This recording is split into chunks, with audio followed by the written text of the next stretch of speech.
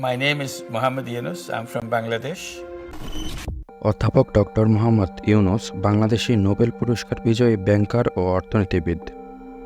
5ই August ছাত্রদের একদফা আন্দোলনে তোপের মুখে সাবেক প্রধানমন্ত্রী শেখ হাসিনা দেশ ছেড়ে পালালে দেশের চলমান নৈরাজ্য নিরসনে এবং শান্তি শৃঙ্খলা পুনরায় ফিরিয়ে আনার জন্য একটি তত্ত্বাবধায়ক সরকার গঠনের সিদ্ধান্ত নেওয়া হয়।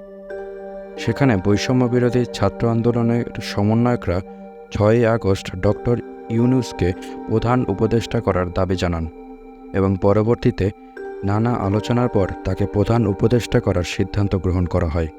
একই সাথে ডক্টর ইউনুসও এখানে সম্মতি প্রদান করেন।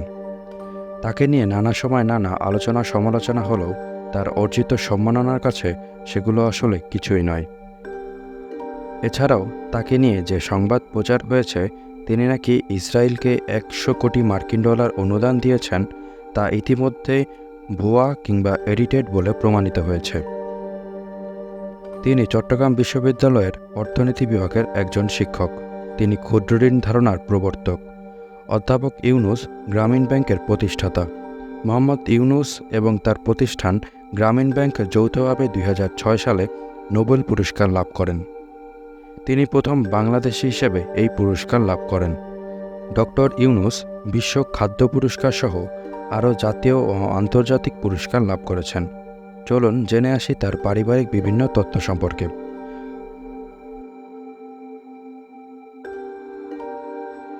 মোহাম্মদ ইউনুস 1940 সালের 28শে জুন চট্টগ্রাম জেলার হাটহাজারী উপজেলায় বাথুয়া গ্রামে জন্মগ্রহণ করেন। তার পিতার নাম হাজী দুলা মিয়া সওদাগর এবং মাতার নাম সুফিয়া খাতুন। মোহাম্মদ ইউনুসের সহধর্মিণী ডক্টর আফরোজি ইউনুস। ব্যক্তিগত জীবনে মোহাম্মদ ইউনুস 2 কন্যার পিতা। তার শিক্ষা জীবনও খুবই অনন্য। তার প্রথম বিদ্যালয় মহাজন ফকিরের স্কুল। চট্টগ্রাম কলেজিয়েট স্কুল থেকে মেট্রিক পরীক্ষায় মোহাম্মদ ইউনুস মেধা তালিকায় 16তম স্থান অধিকার করেন এবং পরবর্তীতে তিনি চট্টগ্রাম কলেজে ভর্তি হন। সেখানে তিনি সাংস্কৃতিক এবং রাজনৈতিক কর্মকাণ্ডের সঙ্গে নিজেকে যুক্ত করেন। কলেজে তিনি নাটকে অভিনয় করে প্রথম পুরস্কার লাভ করেন। এছাড়াও তিনি সাহিত্য পত্রিকা সম্পাদনা এবং আজাদী পত্রিকায় কলাম লেখার কাজে নিযুক্ত ছিলেন। 7ম শ্রেণীতে পড়ার সময় তিনি বয়েজ স্কাউটে যোগদান করেন এবং বয়েজ স্কাউটের পক্ষ থেকে মাত্র 15 বছর বয়সে তিনি যুক্তরাষ্ট্র, কানাডা সহ এশিয়া এবং ইউরোপের বিভিন্ন দেশ ভ্রমণ করার সুযোগ পান। তার কর্মজীবনেও রয়েছে নানা বৈচিত্র্য। 1957 সালে মোহাম্মদ ইউনুস ঢাকা বিশ্ববিদ্যালয়ের অর্থনীতি বিভাগের সম্মান শ্রেণীতে ভর্তি হন এবং সেখান থেকেই বিএ এবং এমএ সম্পূর্ণ করেন। এরপর তিনি ব্যুরো অফ ইকোনমিক্সে যোগ দেন গবেষণা সহকারী হিসেবে। পরবর্তীকালে 1962 সালে চট্টগ্রাম কলেজে প্রভাষক পদে যোগদান করেন।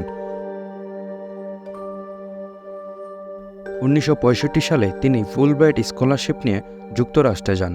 পূর্ণবৃত্তি নিয়ে ভ্যান্ডারবিল্ট বিশ্ববিদ্যালয় যুক্তরাষ্ট্র থেকে 1969 সালে অর্থনীতিতে পিএইচডি লাভ করেন। ডক্টর ইউনুস বাংলাদেশে ফিরে আসার আগে 1969 থেকে 1972 পর্যন্ত মিডল টেনেসি স্টেট ইউনিভার্সিটিতে শিক্ষকতা করেন।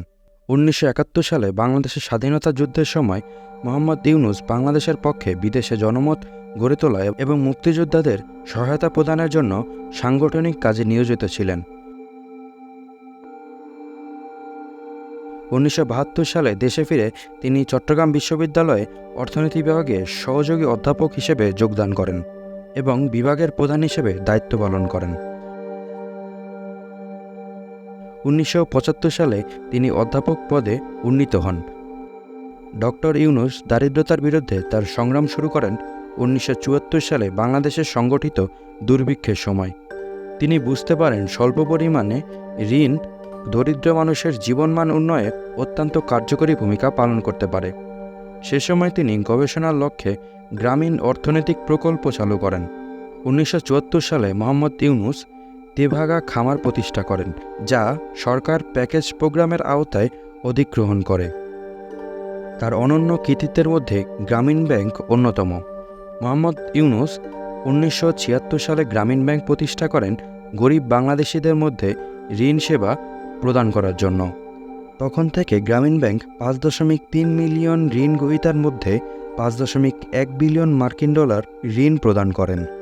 ঋণের টাকা ফেরত নিশ্চিত করার জন্য গ্রামীণ ব্যাংক সংহতি দল পদ্ধতি ব্যবহার করে। একটি অনানুষ্ঠানিক ছোট দল একত্রে ঋণের জন্য আবেদন করে এবং এর সদস্যবৃন্দ একে অন্যের জামিনদার হিসেবে থাকে এবং একে অন্যের উন্নয়নে সাহায্য করে। ব্যাংকের পরিধি বাড়ার সাথে সাথে গরিবদেরকে রক্ষা করার জন্য ব্যাংকটি অন্যান্য পদ্ধতিও প্রয়োগ করতে থাকে। ক্ষুদ্র ঋণের সাথে যোগ হয় গৃহঋণ, মৎস্য খামার কিংবা শেষ ঋণ প্রকল্প। গরিবের অর্থনৈতিক উন্নয়নে গ্রামীণ ব্যাংকের সাফল্য উন্নত বিশ্বে এমনকি যুক্তরাষ্ট্রসহ অন্যান্য শিল্পোন্নত দেশসমূহ গ্রামীণদের এ মডেল ব্যবহার করতে উদ্বুদ্ধ করে। ডক্টর ইউনূস এখন পর্যন্ত অনেকগুলো সম্মাননায় সম্মানিত হন। ডক্টর ইউনূস পৃথিবীর বিভিন্ন দেশের বিভিন্ন বিশ্ববিদ্যালয় থেকে 48টি সম্মানসূচক ডক্টরেট ডিগ্রি অর্জন করেন। শান্তিতে নোবেলজয়ী গ্রামীণ ব্যাংকের প্রতিষ্ঠাতা ডক্টর মোহাম্মদ ইউনূস যুক্তরাষ্ট্রের সর্বোচ্চ বেসামরিক সম্মাননা কংগ্রেশনাল গোল্ড মেডেল গ্রহণ করেছেন। দারিদ্রতার বিরুদ্ধে যুদ্ধে অবদানের স্বীকৃতি হিসেবে যুক্তরাজ্য সরকারের পক্ষ থেকে এ সম্মাননা দেওয়া হয় ডক্টর ইউনূসকে, যিনি এই পদ পাওয়া প্রথম বাংলাদেশি ও মুসলিম। বিশ্বের সর্বোচ্চ সম্পদশালী 2 শতাধিক ব্যক্তির সম্মেলনে নোবেলজয়ী প্রফেসর ডক্টর মোহাম্মদ ইউনূসকে আজীবন সম্মাননা পুরস্কারে ভূষিত করা হয়।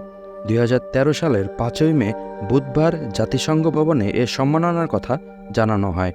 জাতিসংঘের বিশ্বের সম্পদশালী ব্যক্তিদের এ সম্মেলন আয়োজন করে বিশ্ববিখ্যাত ফোর্বস ম্যাগাজিন।